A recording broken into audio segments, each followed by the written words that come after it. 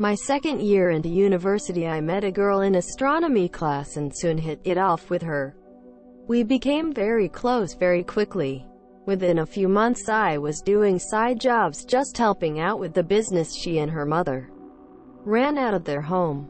Spending so many hours there, I soon became good friends with the mom as well.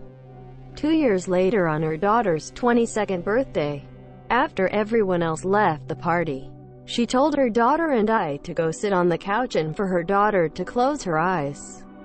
She walks back in with an unwrapped bed bondage set, the kind you strap to the corners of your bed and wraps around under it, and one of those little sticky bows you put on top of the present. She hands the bondage set to me, then puts the bow on my head before going, "Ta-da." Both of us just sat there confused before she explained using that bondage gear on her daughter was her daughter's birthday present. She said she would be back in a few hours and to be clothed and have the house cleaned before she left. We sat there for what must have been a good 10 or 15 minutes before we said anything. Worst part was it was too small for the bed. I was looking at my mom's phone cause she wanted to show me some pictures from what she did that weekend. I swiped one too many times and came across one of her nudes. I felt my soul jolt out of my body seeing that garbage. I was at a funeral for one of my husband's relatives. On my way in, an employee of the funeral home asked me when I was due. I wasn't pregnant, but I am fat and was wearing an Empire waistcoat, so I wasn't offended. As I signed the guest book, I corrected her and tried to defuse the situation with a joke about burning that coat later, but she just wouldn't stop. She kept trying to apologize and explain herself, and I just wanted to run away. Then I was stuck in a small room with her for the next 2 hours. My 79-year-old mother-in-law with Alzheimer's telling us that she had had happy fun time the previous night with another resident of her nursing home. She had been celibate for 20 years up until then. We think. This poor girl walked into my lecture by mistake about halfway through. This particular professor really enjoys talking to all of his students and was super engaging even with 400 plus students in his class when the girl walked in. My professor stopped teaching, looked at the girl and asked if she was in the class. She said she was and began walking towards the front where the open seats were. This is a fairly large lecture hall and all 200 students. Approximately how many actually show up to class? We're now forced to watch this poor girl walk towards a seat because the professor didn't continue talking and just stared at her. She got close to the front and I think the pressure of the whole room got to her and she said, "Actually no, I'm not," and turn around, and we all had to watch this poor girl climb back up the stairs and out of the hall. I was literally watching my worst nightmare. I was a teenager with a boner. Pretty standard so far. I walked downstairs and had to tuck it in my pajamas so the head is sticking straight up and the erection is pinned against the body so the boner isn't noticeable. Well, when I put my t-shirt on, it fell behind the tip, so if you looked at my waist line you could clearly see the tip of my slong. I was talking to my mom for a few minutes and she was flushed red in the face and quickly trying to kill conversation, not something my mom is known for. I walked away, saw what was going on and didn't know what the hell to do. We never discussed it, but because things were so awkward at dinner, I'm pretty sure my mom knew that I realized it happened as well. When I was a kid, we were on holiday and decided to go to a church. While we were there, I decided that I would be funny if I would slap my dad's butt with both hands. So I ran in full speed to maximize the impact of the slap. I ended up slapping a stranger who also happened to walk next to a woman with a stroller in his hands, which made me think it was my dad. It was even worse that my parents saw it as well. "So are you two dating?" He said yes. At the same time I said no.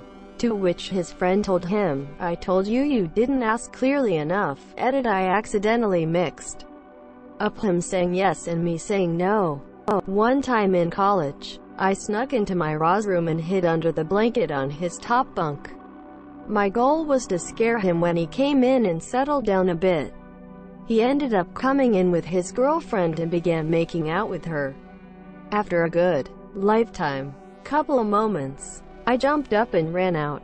No saving it. When I was a kid, my family's van broke down, so we all had to squeeze into my dad's car to go to a funeral. Anyways, my older sister had to sit on my lap.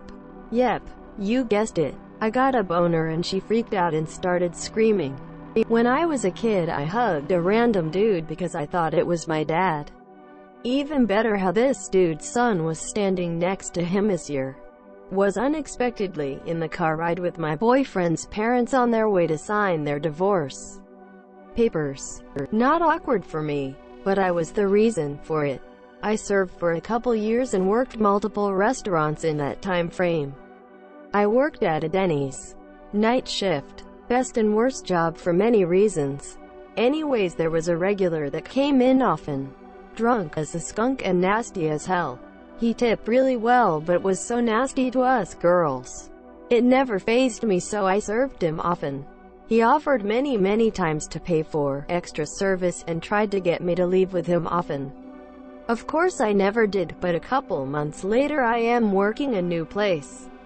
Little more high-end. I work mornings here, and this was a Sunday morning church rush. Guess who was sat in my section? My nasty regular from my last job with his entire family. His wife, kids, parents, the whole group. Fresh out of church. The look on this man's face when I walked up and said hello. He was red as a fire truck, and I made it worse by asking if he remembered me. He left me a huge tip. Probably because I didn't bring up his nasty mouth and grabby hands from his late drunken nights. Edit: I was a waitress. That's what I meant by serving. Okay, I already posted in this thread, but I remembered something even worse. When I was in 2nd grade, my brother and I would always be picked up after school by my dad. We had a green van with a red stripe on the side, so my brother grabs my hand and storms us up to the car. He rips open the door, sits us down, buckles me in, and then says, "Can we get McDonald's on the way home?" We both look up and there is 2 middle-aged adults sitting in the front seat that are obviously not our family. They stare at us. We stare at them. In my little brain, we've been staring at each other for at least 10 minutes. At this point, my brother unbuckles me, unbuckles himself. We get out and walk away. No words were exchanged. We then checked who was in the car before getting in. From that point forward. Edit: thank you so much for the gold and silver. I'm going to ask my brother if he remembers this. Lol. I was in some business college class and the professor was talking about something related to how celebrities brand themselves. Someone in the class brought up Shaun White as someone who had great celebrity branding but isn't really talked about a lot. The professor was Indian and said he wasn't familiar with who that was. So my genius butt thought it would be perfect to say out loud, "I'm talking about Mountain Dew's baby," as a joke reference to that newscast where Shaun White said he had been drinking all night but was underage, and the news person asked him what he meant, so he responded with, "I'm talking about Mountain Dew's baby." And we all know one seemed to knew about that, or at least didn't think it was funny, as silence rang through the classroom and professor awkwardly moved on to a new topic. Truly the most awkward situation I've been in, and also the worst haunting moment of my life. I walked in on my roommate in senior year of college banging his girlfriend. We had a rule about a hat on the door if we wanted privacy. There was no hat when I came back one morning, and I got a full eye-level side view of him and her mid-thrust because he had the top bunk. They kind of laughed it off, but was pretty awkward for me. I used to run a restaurant and had inherited an employee with a slew of mental health issues. She had massive anxiety issues and just couldn't handle the pressure of working in a restaurant.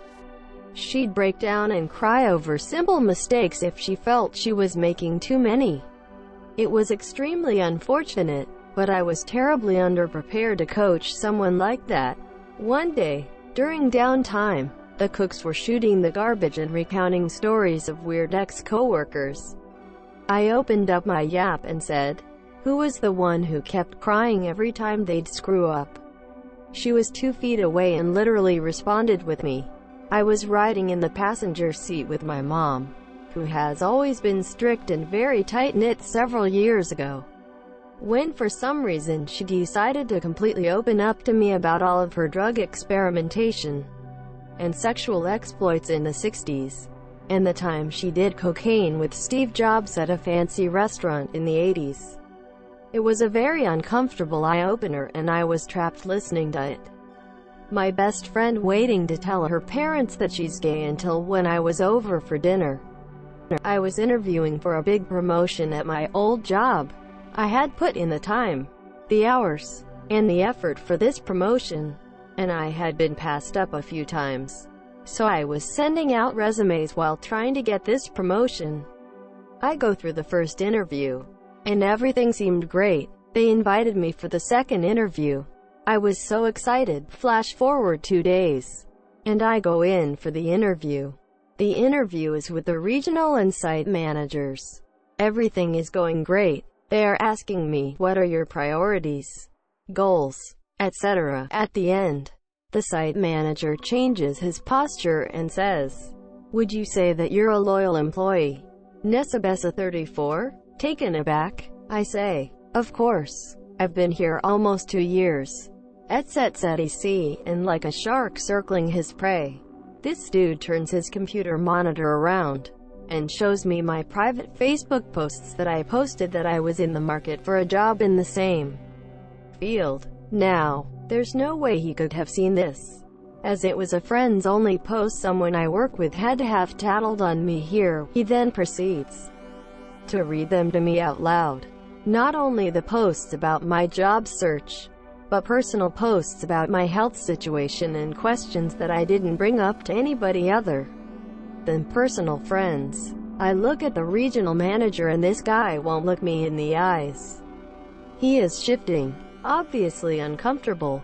I tried to say that I was looking just in case this promotion didn't work out, as I am a college student paying my way through school.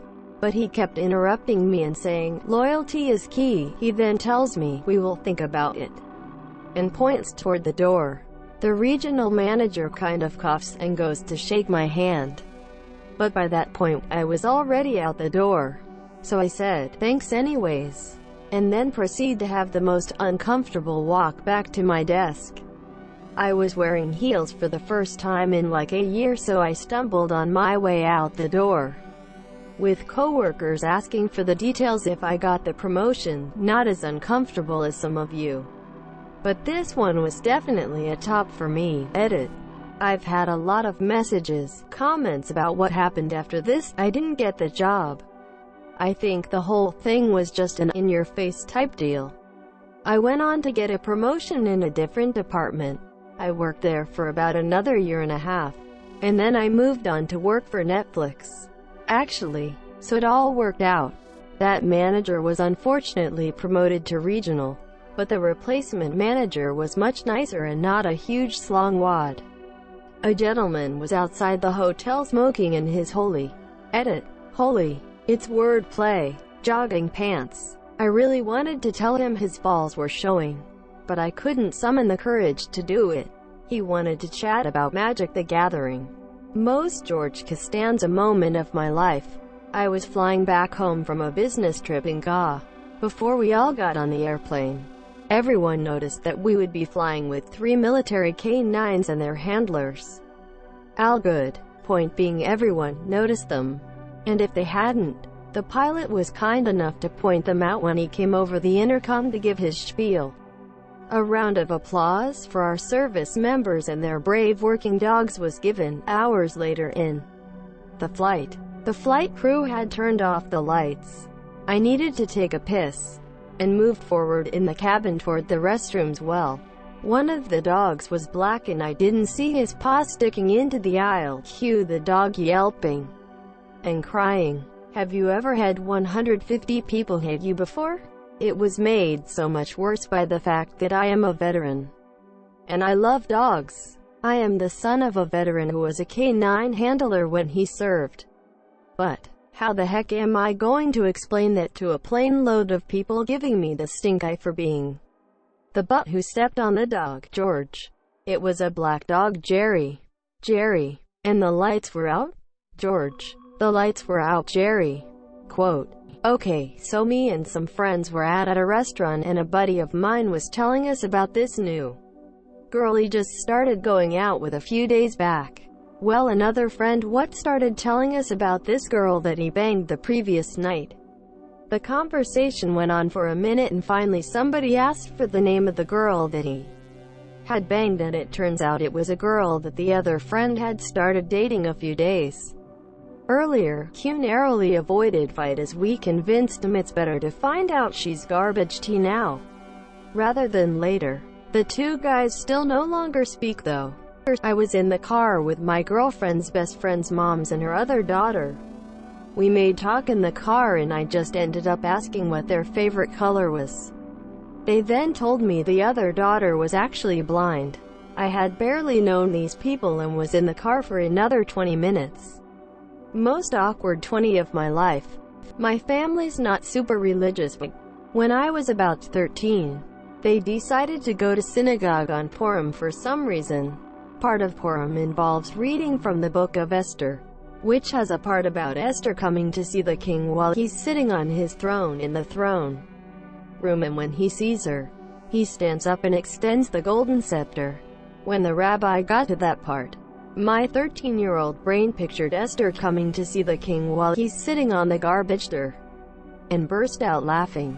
No one else laughed. Instead, everyone turned to stare at me and I had to explain myself to an entire room of people. We now celebrate Purim in the comfort of my parents' home. I am someone who never feels awkward and doesn't get embarrassed. But this moment got me good. I was doing orientation for my college. I wanted to meet the dean of my department and make a good impression. I walk in his office and he is bent over behind his desk looking for something.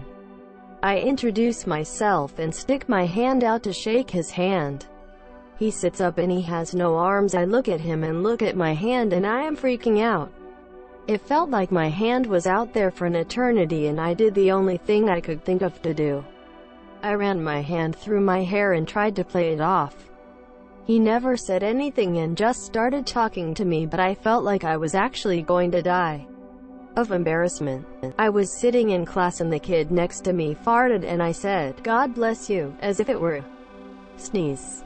I did community service with a youth group when I was around 10 to 11. Around the Christmas holiday, we bought and wrapped a bunch of gifts to take to an old folks' home.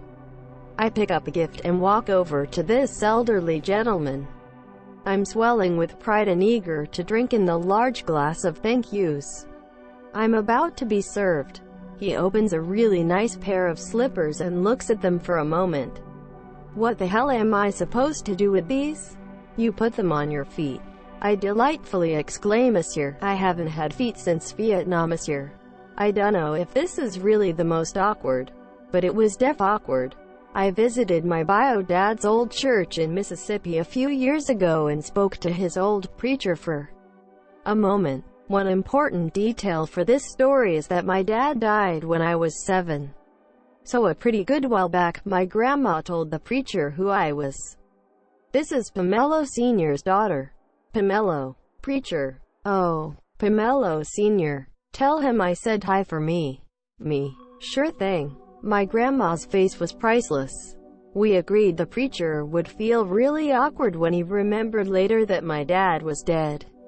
Shit myself at a Super Bowl party while throwing a football around. Then my mom walked in on me while I was cleaning myself up. So yeah, when I was 13 or 14, the guy the first had a crush on took me to a park to talk and learn to know each other. We sat under some trees and everything was going pretty well. Until guess a bird shat on my head while I was talking to him. Monsieur, I had to go back home to wash my hair a few times. My mom and I were in the car and the vehicle in front of us had a fake taxi sticker on it and my mom asked me what a fake taxi was. Back when I was in college, I got friendly with a girl in my sociology class. She brought a picture of her boyfriend in once to show me what he looked like. This was before Facebook was massively popular. I asked her who the guy next to him in the photo was. She replied, "That's me." Mortified,